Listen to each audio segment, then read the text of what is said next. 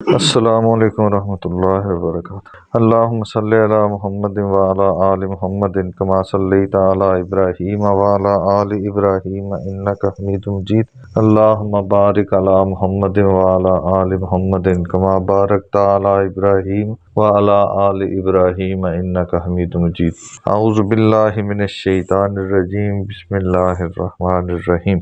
وقالوا اتخذ الله ولدا سبحانه بل له ما في السماوات والأرض كل له قانتون بديع السماوات والأرض وإذا قضى أمرا فإنما يقول له كن فيكون وقال الذين لا يعلمون لولا يكلمنا الله أو تأتينا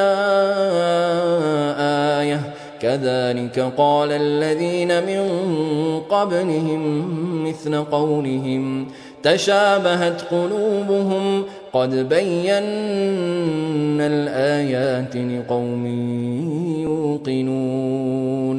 اس سے پچھلے سبق میں ہم نے پڑھا تھا وَلِلَّهِ الْمَشْرِقُ وَالْمَغْرِبُ فَأَيْنَمَا تُوَلُّوا فَثَمَّ وَجْهُ اللَّهِ إِنَّ اللَّهَ وَاسِعٌ عَلِيمٌ۔ وَلِلَّهِ الْمَشْرِقُ وَالْمَغْرِبُ، اور اللہ کے لیے ہی ہے مشرق اور مغرب۔ مشرق سے مغرب، ہر طرف، ہر سمت، تمام کائنات کس کی ملکیت ہے؟ اللہ کی۔ فَأَيْنَمَا تُوَلُّوا، پس جس طرف بھی تم مڑو گے، فَثَمَّ وَجْهُ اللَّهِ، تم اللہ کا چہرہ پاؤ گے۔ اللہ کا اختیار، اللہ کی طاقت، اللہ کی ملکیت ہر طرف موجود ہے۔ وَإِنَّ اللَّهَ وَاسِعٌ عَلِيمٌ، بے شک اللہ تعالیٰ بہت وسیع علم رکھنے والا ہے۔ وَقَالُوا اتَّخَذَ اللَّهُ وَلَدًا، اور انہوں نے کہا اتخذ اللہ ولدا، اللہ نے بیٹا اپنایا، اللہ نے بیٹا لے لیا۔ سبحانہ، وہ ذات پاک ہے۔ کنہوں نے کہا؟ عیسائیوں نے بھی کہا اور یہودیوں نے بھی کہا۔ عیسائیوں نے کہا عیسیٰ علیہ السلام اللہ کا بیٹا ہے، اور یہودیوں نے کہا کہ عزیر علیہ السلام اللہ کا بیٹا ہے۔ اللہ تعالیٰ فرما رہے ہیں کہ وہ پاک ہے ذات، کس سے؟ اس قسم کے تمام شرک کے نظریات سے۔ بلکہ لہو، اسی کا ہے، ما فی السماوات والارض، جو کچھ آسمانوں اور زمین میں موجود ہے۔ کل لہو قانتون، ہر کوئی اس کا مطیع ہے، فرما بردار ہے۔ جتنی بھی مخلوقات ہیں وہ سب اس کی مطیع ہیں، سب اس کی فرما بردار ہیں، سب اس کی غلام ہیں۔ کوئی مخلوق اللہ کے حکم کی نافرمانی نہیں کر سکتی۔ اولاد کی ضرورت کس کو ہوتی ہے؟ کمزور کو۔ ہاں جی، بالکل۔ بدیع، وہ پیدا کرنے والا ہے، ابتدا کرنے۔ بدیع کا معنی کیا ہوتا ہے؟ ابتدا کرنا۔ بدیع، وہ پیدا کرنے والا ہے۔ السماوات والارض، آسمانوں اور زمین کا۔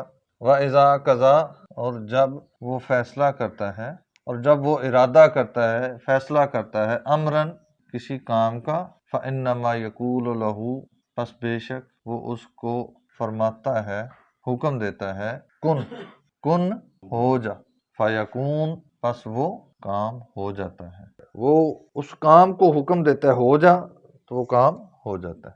تو جس اللہ کے پاس یہ اختیار ہو، جس اللہ کے پاس، جس ذات کے پاس اتنی طاقت اور اتنی ملکیت ہو کہ پوری کائنات اس کی تابع ہو، اس کو اولاد کی کیا ضرورت ہے؟ وقال الذین، اور کہا ان لوگوں نے، لا یعلمون، جن کے پاس کوئی علم نہیں تھا۔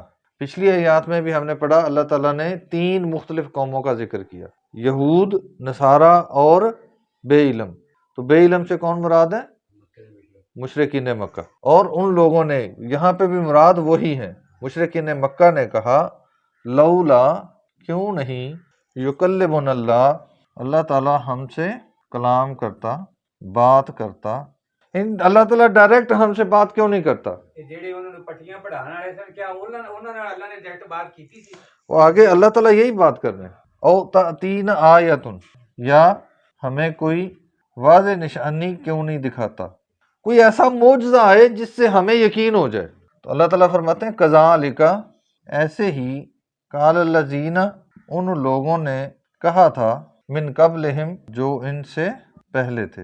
جس طرح کے مطالبات یہ کر رہے ہیں ایسے ہی مطالبات اس سے پہلی امتوں نے بھی کیے تھے. مثل قولہم، ان کی بات کی طرح.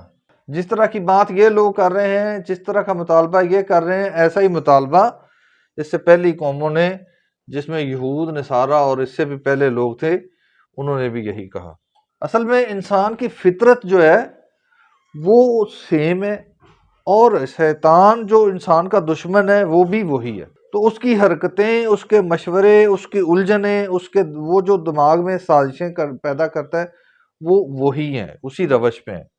تشابہت قلوبہم، اللہ تعالیٰ فرماتے ہیں ان کے دل مشابہ ہو گئے.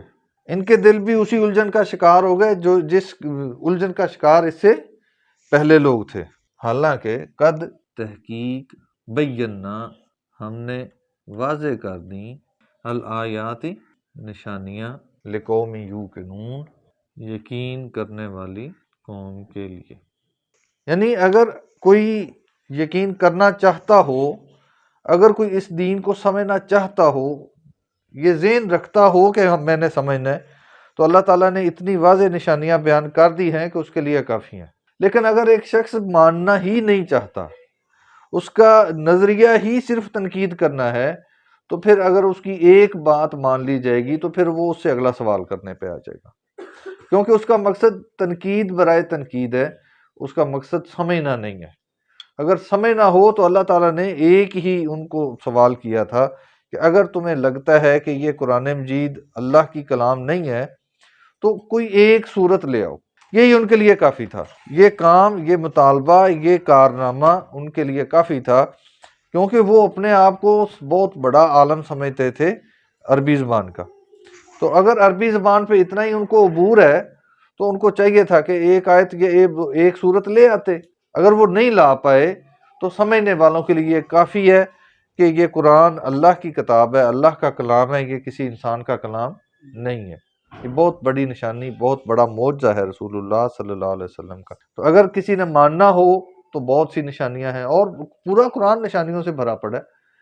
دیکھیں نا، اللہ تعالیٰ نے قرآن مجید میں کتنے، جو علاقے کے علاوہ کتنے مسائل بیان کیے ہیں. ان لوگوں کو پتا تھا کہ رسول اللہ صلی اللہ علیہ وسلم کبھی اس علاقے سے باہر گئے ہی نہیں، تو وہاں کے تاریخی معاملات جو ہیں آپ صلی اللہ علیہ وسلم کو کیسے پتا چل گئے؟ یہ بات بھی ایک معجزہ ہے.